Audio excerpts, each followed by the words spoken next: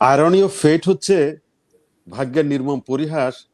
আমাদের দেশের রাজনীতির চর্চার চমৎকার একটা উপাদেয়, চমৎকার একটা ব্যঞ্জন তৈরি হয় বিদেশিদের কে নিয়ে। মানে আমার মনে হয় এর চাইতে দুঃখজনক, এর চাইতে লজ্জাজনক এবং এর চাইতে মানে আর কিছু হইতে পারে না যে বিদেশিরা কি বললো, কে ক্ষমতা আসবে, কে ক্ষমতা আসবে না, কে ক্ষমতাচ্যুত হবে, এটা খুবই মুখরোচক আলোচনা হয় এবং এটা খুব গুরুত্ব সহকারে আলোচনা হয় টকশো গুলোতে। এবং আমাদের বোদ্ধা শ্রেণীটা খুবই এটার উপরে কলাম লেখে এবং বুদ্ধিজীবীরা রীতিমতো হুলস্থুল কাণ্ড। আমি মনে করি এটা প্রথমত, এটা আমার ব্যক্তিগত পারসেপশন, এটা কেউ এটা আমাদের দেশের মানুষকে খুবই খাটো করা হয়। তাহলে কি আমাদের দেশের মানুষের কোনো মূল্য নাই? তাদের কোনো সে নাই?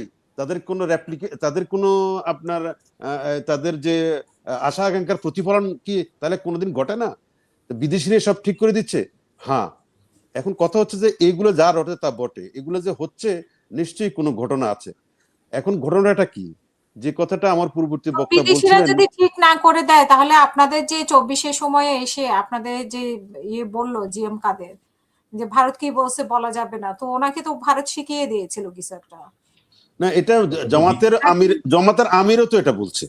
এটা এটা শুনেন, এগুলো এসব চর্বিত চর্বণ, এসব মানে ভেজলেস, নন ডিপ্লোম্যাটিক, নন পলিটিক্যাল এবং একদম মানে লেমেন কথা।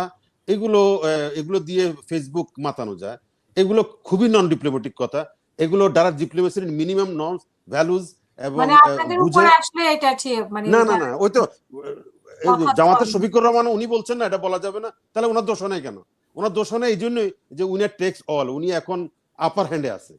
এটাই, এটা এটা আমাদের বাঙালির চরিত্রের একটা অংশ। আমি খারাপ করে হিসেবে দেখছি না।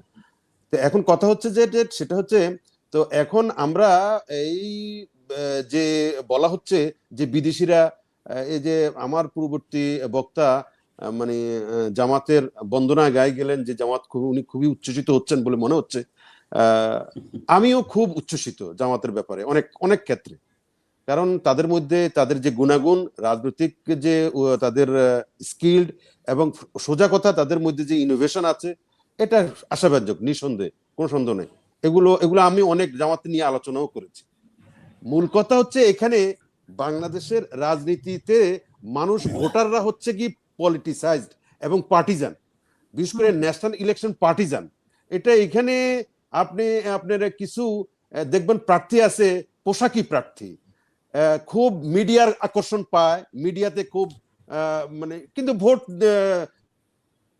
প্রভাব অ্যাকচুয়ালি এই মানে আমরা হাওয়ার বিরুদ্ধে আমাদের যুদ্ধ করার একটা মানসিকতা আছে।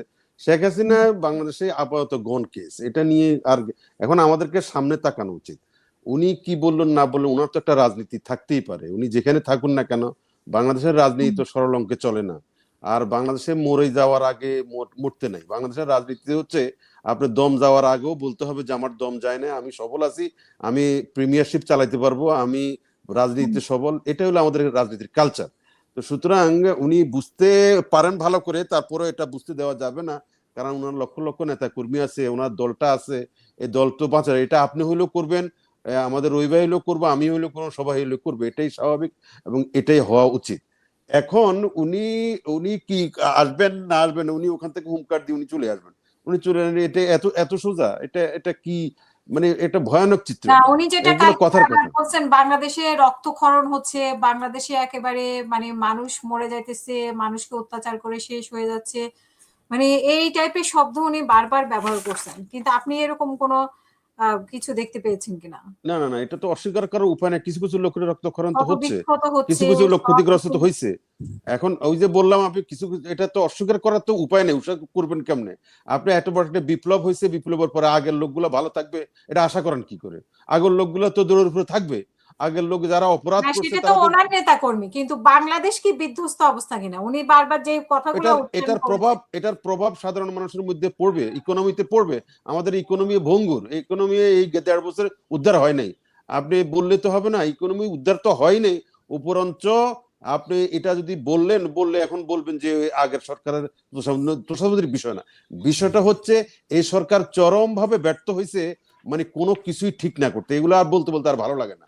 আমাদের একটা যদি দাঁড় করাতে পারতো ওই সরকার, যে আমাদের রাজনীতি অর্থনীতিটা এরকম, মডেলটা এরকম, আগামী দিনে যারা ক্ষমতা আসবে তারা এভাবে চলবা, এটা দাঁড় করাইতে পারলো না। না পারার কারণে আজকে নানামুখী কথা হচ্ছে, চৌধুরী কথা হচ্ছে, যে যেভাবে টানতেছে, যেভাবে বুঝতেছে সেভাবে কথা বলছে। মানুষের আশা ছিল এই ইন্টারিম গভর্নমেন্ট, ইউনিট সরকারের গভর্নমেন্ট, ডক্টরদের সরকার, মানে সারা বিশ্বে তার নাম দাম, সারা বিশ্বে উনি জিরো কি জিরো কি জানো 3-0, উনি 3-0 প্রবক্তা রে ভাই, উনি 3-0 প্রবক্তা।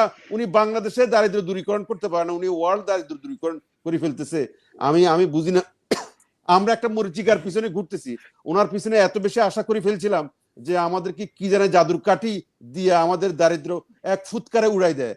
আমরা এখানে সবাই দুধের মহর বয়ে যাবে, আমরা 2 বেলা বিরিয়ানি খাবো, আমরা গরু গোস্ত একদম 8 টাকায় খাবো। এই কোথায় কি আরো আরো তলাই গেছি আমরা। তো এইগুলো আমাদেরকে ভাবতে হবে। এছাড়া এই যে একটা নির্বাচন হচ্ছে, আমি ওগুলো বাদ দিলাম, এই যে একটা নির্বাচন হচ্ছে, আপনি কি মনে করেন এই নির্বাচনটা আগের নির্বাচন চাইতে বেটার নির্বাচন, পরিবেশ আগের চাইতে ভালো? হাসিনার আমলে যে কটা নির্বাচন হয়েছে, আপনি জাস্ট এই একটা মোড়ক পাল্টিছে শুধু, সেই টাকার ছড়াছড়ি, সেই ব্যত্যয়, সেই ডেভিয়েশন, সেই মানে লেভেল প্লেইং ফিল্ড, ওই একই কথাগুলো ঘুরপাক খাচ্ছে, একই কথা। তো এই লোকটা কি করলেন? উনি উনি উনি আমাদের জাতিকে আরো পিছিয়ে দিয়ে গেলেন। তো এগুলো কথা উঠবে তো, না উঠে কি আছে? এগুলো যদি কেউ বলে, কেন বলা হবে যে আপনি অমুকের দালালি করতেছেন, অমুকের দালালি করতেছেন? আপনি এই বিপ্লবটাকে মর্যাদা দিতেই পারলেন না কেন? এত বড় ব্যর্থতা নিয়ে আমি কি করে আপনি থাকেন? আপনার